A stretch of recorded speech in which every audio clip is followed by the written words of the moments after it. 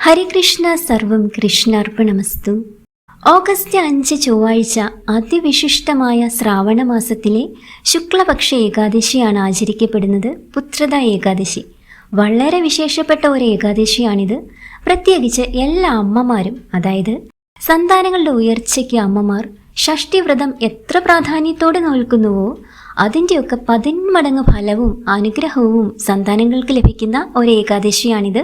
സാക്ഷാൽ മഹാവിഷ്ണു ഭഗവാൻ സന്താന ഗോപാല മൂർത്തിയായി എന്തു ചോദിച്ചാലും തരുന്ന അതിവിശിഷ്ടമായ ഏകാദശിയാണിത്.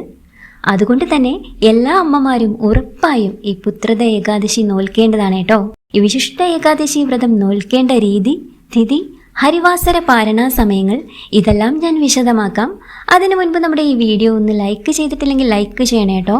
അതുപോലെ തന്നെ നമ്മുടെ തുളസി തീർത്ഥം എന്ന ഈ ഒരു ചാനൽ നിങ്ങൾ ആദ്യമായിട്ടാണ് കാണുന്നതെങ്കിൽ ഒന്ന് സബ്സ്ക്രൈബ് ചെയ്യാനും മറക്കരുത് കേട്ടോ. നമ്മൾക്കറിയാം, നമ്മൾ ശ്രീഹരി വിഷ്ണുവിൻ്റെ ഭക്തർ ഓരോ ഏകാദശികളും വളരെ ഭക്തിപൂർവമാണ് നോൽക്കുന്നത്. ഓരോ ഏകാദശി വ്രതം നോൽക്കുന്നതിലൂടെയും ഓരോ ഫലങ്ങളാണ് നമ്മൾക്ക് ലഭിക്കുക. അതിൽ നമ്മൾ പറഞ്ഞു, സന്താനങ്ങൾക്ക് വേണ്ടി, അതായത് മക്കളില്ലാതെ ഒരുപാട് വിഷമിക്കുന്ന അനേകം പേരുണ്ട്. അവർക്ക് വേണ്ടിയിട്ടും സന്താനങ്ങൾ ഉള്ളവർ ആ സന്താനങ്ങളുടെ ഉയർച്ചയ്ക്കായിട്ടും ഐശ്വര്യത്തിനും അവർ ഏർപ്പെടുന്ന എല്ലാ മേഖലകളിലും, അതായത് പഠന സംബന്ധമാണെങ്കിലും ജോലി സംബന്ധമാണെങ്കിലും അവരുടെ ദാമ്പത്യ ഭദ്രതയ്ക്കാണെങ്കിലും അങ്ങനെ സന്താനങ്ങളുടെ സർവ്വവിധ ശ്രേയസ്സിനും ഐശ്വര്യത്തിനും വേണ്ടി മാതാപിതാക്കൾ പ്രത്യേകമായി നോൽക്കുന്ന ഒരു ഏകാദശിയാണ് ഈ പുത്രദ ഏകാദശി. അതായത് ഈ ഒരൊറ്റ പുത്രദ ഏകാദശിയിലൂടെ സന്താനങ്ങളെ ചൊല്ലിയുള്ള അമ്മമാരുടെ സകല ദുഃഖങ്ങളും സാക്ഷാൽ ശ്രീഹരി വിഷ്ണു പൂർണ്ണമായും തുടച്ചു മാറ്റുന്നതാണ്, യാതൊരു സംശയവും വേണ്ട. ഇനി നമുക്ക് അതിവിശിഷ്ടമായ ഈ പുത്രദ ഏകാദശി വ്രതം നോൽക്കേണ്ടത് എങ്ങനെയെന്ന് ഞാൻ ചുരുക്കി പറയാട്ടോ. ഈ പുത്രദ ഏകാദശി തിഥി ആരംഭിക്കുന്നത് നിങ്ങളൊന്ന് പ്രത്യേകം ശ്രദ്ധിക്കണം സമയം. അതായത് ഓഗസ്റ്റ് 5-ാം തീയതിയാണ് നമ്മൾ പുത്രദ ഏകാദശി ആചരിക്കുന്നതെന്ന് ഞാൻ ഓൾറെഡി പറയുകയുണ്ടായി. എന്നാലും തലേ ദിവസം, അതായത് ഓഗസ്റ്റ് 4 തിങ്കളാഴ്ച രാവിലെ 11:42 ഏകാദശി തിഥി ആരംഭിക്കും. ഇതെല്ലാവരും ശ്രദ്ധിക്കണം. ഓഗസ്റ്റ് 5-ാം തീയതി ഉച്ചയ്ക്ക് 1:12 വരെയാണ് ഏകാദശി തിഥി ഉള്ളത്. അതുകൊണ്ട് തന്നെ ഏകാദശിയും മഹാദ്വാദശിയും കൂടി ഒരുമിച്ച് ചേർന്ന് വരുന്ന ഓഗസ്റ്റ് 5 ചൊവ്വാഴ്ചയാണ് നമ്മൾ ഈ പുത്രദ ഏകാദശി വ്രതം നോൽക്കുന്നത്. അതുകൊണ്ട് തന്നെ ദശമിയാണെന്ന് വിചാരിച്ചിട്ട് ഓഗസ്റ്റ് 4 തിങ്കളാഴ്ച, അതായത് 5-ാം തീയതിയാണല്ലോ ഏകാദശി, അപ്പോൾ തലേ ദിവസം ദശമി ആണെന്ന് നിരീക്ഷിച്ചിട്ട് നിങ്ങൾ ആരും അന്നേ ദിവസം ഒരു കാര്യം പ്രത്യേകമായി ചെയ്യാൻ പാടില്ല. 1-2 കാര്യങ്ങളുണ്ട്, ഞാൻ സൂചിപ്പിക്കാം. അതായത് തലേദിവസം ആണല്ലോ നമ്മൾ ക്ഷേത്രത്തിൽ കൊടുക്കാനുള്ളതും പൂജയ്ക്ക് ആവശ്യവുമായ തുളസി ഇലകളൊക്കെ നുള്ളി വയ്ക്കുക. കാരണം നമുക്ക് എല്ലാവർക്കും അറിയാം, ഏകാദശി ദിവസം നമ്മൾ ആരും തുളസിയില നുള്ളില്ല. കാരണം ഭഗവാൻ അത്രമേൽ പ്രിയപ്പെട്ട തുളസി ദേവിയും നമ്മളോടൊപ്പം ഏകാദശി വ്രതം നോൽക്കുന്നുണ്ട്, അത് നമുക്കറിയാം. അതുകൊണ്ട് ഓഗസ്റ്റ് 4-ാം തീയതി ദശമി ആണല്ലോ എന്ന് വിചാരിച്ചിട്ട് സന്ധ്യയ്ക്ക് മുൻപായിട്ട് തുളസിയില നുള്ളാൻ നിൽക്കല്ലേ. കാരണം ഞാൻ പറഞ്ഞു, ഓഗസ്റ്റ് 4 തിങ്കളാഴ്ച രാവിലെ 11:42 ഏകാദശി തിഥി ആരംഭിക്കും. അപ്പോൾ അതിനു മുൻപായിട്ട് അതിരാവിലെ, അതായത് ഓഗസ്റ്റ് 4 തിങ്കളാഴ്ച അതിരാവിലെ നമ്മൾക്ക് പൂജയ്ക്കും ക്ഷേത്രത്തിൽ കൊടുക്കാനുള്ളതുമായ തുളസി ഇലകൾ നുള്ളി വയ്ക്കാൻ ശ്രദ്ധിക്കണം. ഇത് പ്രത്യേകമായി നിങ്ങൾ ശ്രദ്ധിക്കേണ്ടതായിട്ടുണ്ട് കേട്ടോ. ഇനി മറ്റൊരു കാര്യം ശ്രദ്ധിക്കേണ്ടത്, നമുക്കറിയാം ഓഗസ്റ്റ് 4-ാം തീയതി ഉച്ചയ്ക്ക് അരി ആഹാരം ഒഴിവാക്കാൻ കഴിയുകയാണെങ്കിൽ അത്രയും നല്ലതാണ്. നമ്മൾക്കറിയാം, ഏകാദശി തിഥിയിൽ നമ്മൾ ഒരിക്കലും അരി ആഹാരം കഴിക്കാൻ പാടില്ല. ഏകാദശി വ്രതം നോൽക്കുന്നതിൻ്റെ ഫലം നമ്മൾക്ക് ലഭിക്കുകയില്ല. അതുകൊണ്ട് തന്നെ രാവിലെ തന്നെ ഏകാദശി തിഥി ആരംഭിക്കുന്നത് കൊണ്ട് തിങ്കളാഴ്ചയും നമ്മൾ ഉച്ചയ്ക്ക് അരി ആഹാരം കഴിക്കാതിരിക്കാൻ ശ്രദ്ധിക്കുക. ഗോതമ്പ് കൊണ്ടുള്ള എന്തെങ്കിലും ഭക്ഷണമാവാം. രാവിലെ നിങ്ങൾക്ക് അരി കൊണ്ടുള്ള പ്രഭാത ഭക്ഷണം ദോശയോ ഇഡ്ഡലിയോ അങ്ങനെ എന്തെങ്കിലും കഴിക്കാവുന്നതാണ്. രാത്രിയിൽ അന്നേ ദിവസം നമ്മൾക്ക് പഴവർഗ്ഗങ്ങൾ കഴിക്കാവുന്നതാണ്. പിന്നെ നമ്മൾ അന്നേ ദിവസം ശ്രദ്ധിക്കേണ്ടത്, അന്യചിന്തകൾക്കൊന്നും മനസ്സിൽ ഇടം കൊടുക്കാതെ ഭഗവത് നാമങ്ങൾ നമ്മൾ സദാ നാവിലും മനസ്സിലും നിറയണം. അതൊക്കെ നിങ്ങൾ പ്രത്യേകമായി ശ്രദ്ധിക്കേണ്ട കാര്യങ്ങളാണ്. നമ്മൾ പറഞ്ഞു, ഈ പുത്രദ ഏകാദശിയിൽ സാക്ഷാൽ ശ്രീ മഹാവിഷ്ണു സന്താന ഗോപാല മൂർത്തിയായിട്ടാണ് നമ്മളെ കനിഞ്ഞനുഗ്രഹിക്കുന്നത്, അതും ലക്ഷ്മി ദേവിയോടൊപ്പം. അന്നേ ദിവസം അതിരാവിലെ എഴുന്നേറ്റ്, ബ്രാഹ്മമുഹൂർത്തത്തിലാണെങ്കിൽ അത്രയും നല്ലതാണ്, കുളിച്ച് ശുദ്ധിയായി ശുഭ്രവസ്ത്രം ധരിച്ച് നമ്മൾക്ക് പൂജാമുറിയിലെത്തി നിലവിളക്ക് കൊളുത്താം. കൂടാതെ ഭഗവാന് ഏറ്റവും പ്രിയപ്പെട്ട ഒരു നെയ്വിളക്ക് സമർപ്പിക്കാം. നമ്മൾ മനസ്സിൽ അത്രമേൽ ആഗ്രഹിക്കുന്ന ഒരു കാര്യം, ഇത് നമ്മൾ പ്രത്യേകം പറഞ്ഞു. പുത്രദ ഏകാദശി എന്ന് പറയുന്നത് സന്താനങ്ങൾക്ക് വേണ്ടി പ്രത്യേകമായിട്ട് അമ്മമാരെന്ന് മാത്രമല്ല, മാതാപിതാക്കൾക്ക് രണ്ടുപേർക്കും എടുക്കാം. എങ്കിലും കൂടുതലായിട്ടും അമ്മമാരാവുമല്ലോ വ്രതം നോൽക്കുക.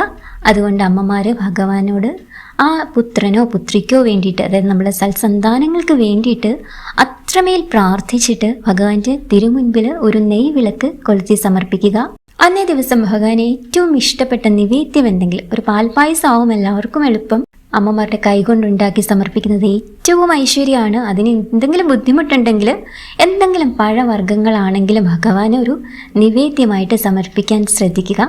അന്നേ ദിവസം ക്ഷേത്രത്തിൽ പോകാൻ കഴിയുന്നവരെല്ലാം ക്ഷേത്രത്തിൽ പോയി നമ്മളെ കൊണ്ട് കഴിയുന്ന യഥാവിധ വഴിപാടുകളൊക്കെ ചെയ്യുക.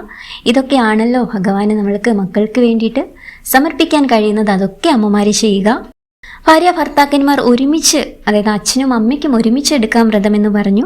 അങ്ങനെ എടുക്കുകയാണെങ്കിൽ രണ്ടുപേരും കൂടി ഒരുമിച്ച് ആരാധന നടത്തുക. അന്നേ ദിവസം പൂർണ്ണ ഉപവാസം നോൽക്കാൻ കഴിയുന്നവര് നിങ്ങളുടെ ആരോഗ്യം അനുവദിക്കുന്നെങ്കിൽ മാത്രം പൂർണ്ണ ഉപവാസം നോൽക്കുക.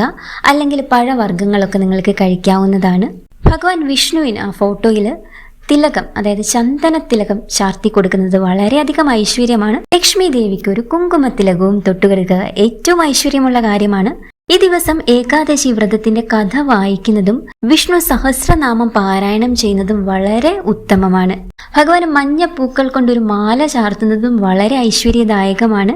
ഈ ആരാധനയ്ക്കെല്ലാം ശേഷം ആരതി നടത്തുകയും നിവേദ്യം ഭഗവാൻ അർപ്പിക്കുകയും ചെയ്യുക. നമ്മുടെ കൈ കൊണ്ടുണ്ടാക്കുന്ന എന്തെങ്കിലും ഒരു നിവേദ്യം, ഒരു പാൽപ്പായസമാവാം, ഇനി അതില്ലാച്ചാലും എന്തെങ്കിലും ഒരു ഫ്രൂട്ട്സ് ഭഗവാന്റെ മുൻപിൽ സമർപ്പിക്കുക. ഈ പൂജയ്ക്കെല്ലാം ശേഷം ഈ നിവേദ്യം കുടുംബാംഗങ്ങൾക്കെല്ലാം പങ്കിട്ട് കൊടുക്കുകയും വേണം കേട്ടോ. എന്നാൽ മാത്രമേ അതിന്റെ ഫലം നമ്മൾക്ക് ലഭിക്കുകയുള്ളൂ. അതുപോലെ വിഷ്ണു ഭഗവാന് നിവേദ്യം അർപ്പിക്കുമ്പോൾ അതിൽ തീർച്ചയായിട്ടും തുളസി ദളം ഇടാനും നിങ്ങൾ ശ്രദ്ധിക്കണം കേട്ടോ. ഈ പ്രത്യേകമായ സന്താനങ്ങൾക്ക് വേണ്ടി നോക്കുന്ന വിശിഷ്ട ഏകാദശി ദിനത്തിൽ ഓം ദേവകീസുത ഗോവിന്ദ വാസുദേവ ജഗൽപതേ ദേഹിമേ തനയം കൃഷ്ണ ത്വാമഹം ശരണം ഗത എന്ന സന്താന ഗോപാല മന്ത്രം 5 തവണ തുളസി ജപമാലയിട്ട് ജപിക്കണം. സന്താനങ്ങളില്ലാതെ വിഷമിക്കുന്ന മാതാപിതാക്കൾക്ക് എത്രയും പെട്ടെന്ന് ഒരു കുട്ടി ജനിക്കുന്നതിന് ഈ പറഞ്ഞ പ്രതിവിധികളെല്ലാം വളരെയധികം പ്രയോജനം ചെയ്യും. ഇനി ഏകാദശി ദിനത്തിൽ നിങ്ങൾ പ്രത്യേകമായി ശ്രദ്ധിക്കേണ്ട ചില കാര്യങ്ങളുണ്ട്, ചെയ്യാൻ പാടില്ലാത്ത ചില കാര്യങ്ങളുണ്ട്. ഞാൻ പറയാം, നിങ്ങൾ പ്രത്യേകം ശ്രദ്ധിക്കണേ കേട്ടോ. അതായത് വേദങ്ങൾ പ്രകാരം 24 ഏകാദശികളിലും അരി ആഹാരം കഴിക്കുന്നത് നിഷിദ്ധമായാണ് കണക്കാക്കപ്പെടുന്നത്. ഏകാദശി നാളിൽ ചോറ് കഴിക്കുന്നതിലൂടെ നിങ്ങൾ അടുത്ത ജന്മം ഇഴ ജന്തുവായി ജനിക്കുമെന്നാണ് വിശ്വാസം. അതിനാൽ ഈ ദിവസം അബദ്ധത്തിൽ പോലും ചോറ് കഴിക്കരുത് എന്നാണ് പറയുന്നത്. എല്ലാ ദിവസങ്ങളിലും വെച്ച് ഏകാദശി തീയതി വളരെ ശുഭകരമായി കണക്കാക്കപ്പെടുന്നു. ഏകാദശിയുടെ ഗുണം ലഭിക്കാൻ ഈ ദിവസം പുരുഷമായ വാക്കുകൾ ഒരിക്കലും പറയാതിരിക്കുക. കോപമുണ്ടാവുക, ഇതൊന്നും പാടില്ല. അന്നേ ദിവസം വളരെയധികം ശാന്തപ്രകൃതമായിട്ട് ഇരിക്കണം എന്നാണ് പറയുന്നത്. ഏകാദശി ദിനം അതിരാവിലെ നേരത്തെ എഴുന്നേൽക്കണം. അതുപോലെ എണ്ണ തേച്ച് കുളി പാടില്ല, പകൽ ഉറങ്ങാൻ പാടില്ല. ഇതൊക്കെയാണ് നമ്മൾ ഏകാദശി ദിവസങ്ങളിൽ, ഏതൊരു ഏകാദശി ദിവസങ്ങളിലും വ്രതം നോൽക്കുന്ന ദിവസങ്ങളിലും നമ്മൾ ചെയ്യേണ്ടാത്ത കാര്യങ്ങൾ. ഇനി ചില കാര്യങ്ങൾ നമ്മൾ നിർബന്ധമായും ചെയ്യേണ്ടതായിട്ടുമുണ്ട്. അതെന്താണെന്ന് നോക്കാം. അതായത് ഏകാദശി നാളിൽ നമ്മളുടെ കഴിവിനനുസരിച്ച് പാവപ്പെട്ടവർക്ക് ദാനം നൽകുക. എന്താണോ നമ്മളെ കൊണ്ട് ദാനം ചെയ്യാൻ പറ്റുക, എല്ലാവർക്കും ഒരേ സാമ്പത്തിക സ്ഥിതിയൊന്നും ആവില്ലല്ലോ. നമ്മളെ കൊണ്ട് എന്താണോ ചെയ്യാൻ കഴിയുക അത് പാവപ്പെട്ടവർക്ക് നൽകുക.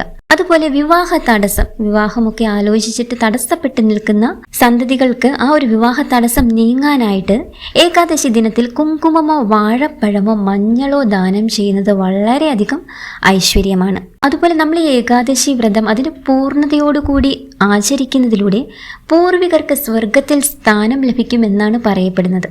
അതുപോലെ നമ്മൾക്കറിയാം, ഹരിവാസര സമയം എന്ന് പറഞ്ഞാൽ ലക്ഷ്മി സമേതനായി ഭഗവാൻ ഭൂമിയിൽ സന്നിഹിതനായിരിക്കുന്നത് ഏറ്റവും ഐശ്വര്യപൂർണമായ ഒരു സമയമാണ്. ഈ ഒരു സമയത്ത് പൂർണ്ണ ഉപവാസവും അഖണ്ഡ നാമജപവും ഒക്കെ വളരെയധികം ഉത്തമമാണ്. ഈ പുത്രദ ഏകാദശിയുടെ ഹരിവാസര സമയം എന്ന് പറയുന്നത് ഓഗസ്റ്റ് 5 ചൊവ്വാഴ്ച രാവിലെ 6:49 മുതൽ വൈകിട്ട് 7:26 വരെയാണ്. അങ്ങനെ നമ്മൾ ആ അന്നേ ദിവസം, അതായത് ഓഗസ്റ്റ് 5-ാം തീയതി ചൊവ്വാഴ്ച അതിൻ്റെ എല്ലാ പൂർണ്ണതയോടും കൂടി ഏകാദശി വ്രതം നോറ്റു. ഇനി പിറ്റേ ദിവസം ദ്വാദശി ദിവസം, അതായത് ഓഗസ്റ്റ് 6 ബുധനാഴ്ച മലരും തുളസിയിലയും ഇട്ട തീർത്ഥം സേവിച്ച് നമുക്ക് പാരണ വീടാവുന്നതാണ്. ക്ഷേത്രത്തിൽ പോയി തീർത്ഥം സേവിച്ച് പാരണ വീടാൻ കഴിയുന്നവർ അങ്ങനെ ചെയ്യുക. പാരണ സമയം എന്ന് പറയുന്നത് ഓഗസ്റ്റ് 6 ബുധനാഴ്ച രാവിലെ 6:19 മുതൽ 8:47 വരെയാണ്. അങ്ങനെ ഈ പുത്രദ ഏകാദശി വ്രതം അതിൻ്റെ എല്ലാ പൂർണ്ണതയോടും കൂടി നിങ്ങൾക്ക് നോൽക്കാൻ സാധിക്കട്ടെ. സാക്ഷാൽ ശ്രീഹരി വിഷ്ണുവിൻ്റെയും ലക്ഷ്മി ദേവിയുടെയും ഗുരുവായൂരപ്പൻ്റെയും അനുഗ്രഹം നിങ്ങളുടെ ജീവിതത്തോട് ചേർന്ന് തന്നെ ഉണ്ടാവട്ടെ എന്ന് പ്രാർത്ഥിക്കുന്നു.